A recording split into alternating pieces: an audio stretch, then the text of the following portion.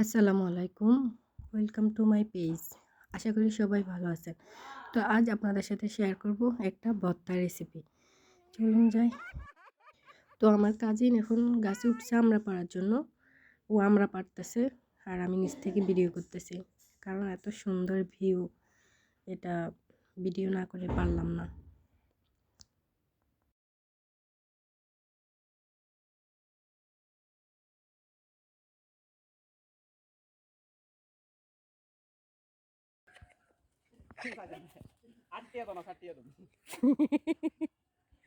ওই বিষয়ে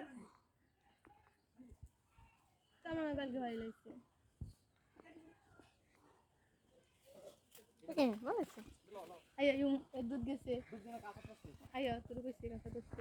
পানি তুলে ইয়েও না হ্যাঁ ডুবি যে। হ্যাঁ দাদা ওয়েট কর দে।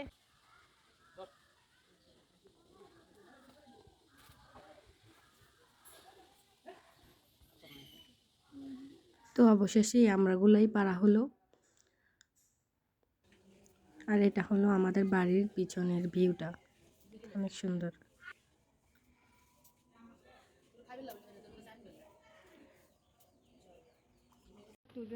আজ আমরা গাবের ভর্তা বানাবো। এটাকে আমরা অনেকেই গাব বলি, আমাদের ভাষায় এটাকে গাব বলা হয়। আর কে কী নামে ডাকে জানি না। তো আপনারা কী নামে ডাকেন সেটা অবশ্যই কমেন্ট করে জানাবেন। তো আমরা গাছ থেকে গাব পারলাম।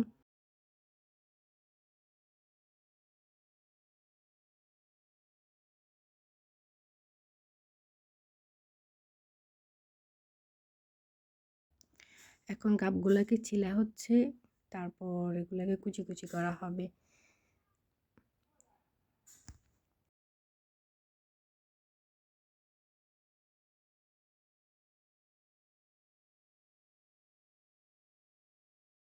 তো গাবগুলোকে এখন কুচি কুচি করা হচ্ছে।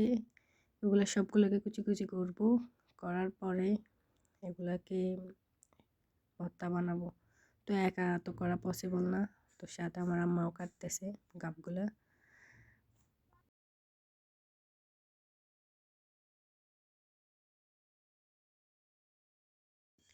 সবাই মিলে ভর্তা খাওয়ার মজাটাই আলাদা। তাই আমরা কেউ কাটতেছে, কেউ মজা করতেছে। তো আমরা সবাই ভর্তার অপেক্ষায় আছি। তো এদিকে ভর্তা বানানো হচ্ছে, এখানে তেঁতুল, বড়ই আমের আচার দেওয়া হলো, তারপরে লাল মরিচ, লবণ এগুলো দিয়ে ভালোভাবে মাখানো হবে। তারপর আমরা খাবো আর কি। তো আমরা সবাই অপেক্ষায় আছি কখন ভর্তা বানানো শেষ হবে আর কখন আমরা ভর্তা খাবো। তো যে ভর্তা জিনিসটা এমনই, মানে এটা একা একা খাওয়া পসিবল না, সবাই মিলে খাওয়ার মজাটাই আলাদা। তো আমরা অনেক এনজয় করতেছি আর ভর্তা বানাচ্ছি, খাচ্ছি।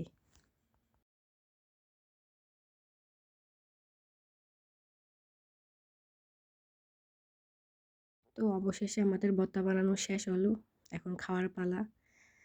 তো সবাইকে হাতে হাতে দেওয়া হচ্ছে বাচ্চাদেরকে, আর আমরা সবাই মিলে খাচ্ছি।